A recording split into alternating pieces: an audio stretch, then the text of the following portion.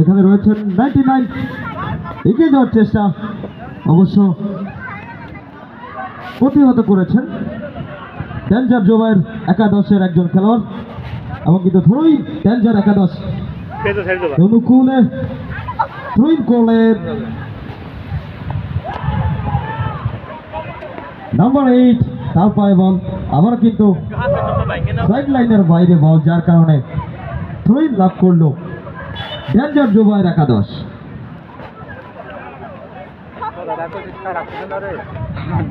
এবারে কিন্তু থ্রোইন হলো হেড হয়েছে নাম্বার 8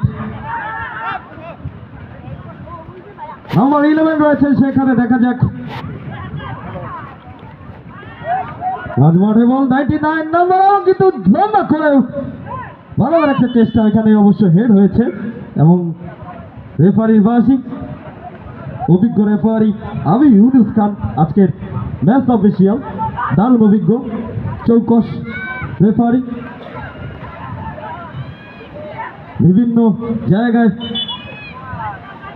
শত শত ম্যাচ পরিচালনার অভিজ্ঞতা রয়েছে যার তিনি আজকে উপস্থিত হয়েছেন মধ্য জগদিয়া এই মাঠে চমৎকার আবহাওয়া প্রচুর করে বাতাস এবং কিন্তু এবার অবশ্য অফসাইড অভিজ্ঞ রেফারি আমি ইউনুস খান তিনি জানিয়ে দিলেন এটি একটি ক্লিন অফসাইড যার কারণে কোনো গোল নয় কোনো বিপদ নয় স্কোর লাইন যা ছিল তাই ডেঞ্জার জোবাইয়ের একাদশ 0 তপু স্পোর্টিং একাদশ 0। কিছুটা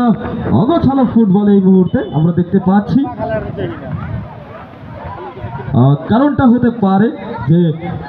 প্রচুর বৃষ্টির কারণে কিছুটা জলাবদ্ধতা তৈরি হয়েছে মাঠের মধ্যে প্রচুর কাদা যার কারণে কিছুটা অসুবিধায় পোহাতে হচ্ছে উভয় দলের খেলোয়াড়দেরকে।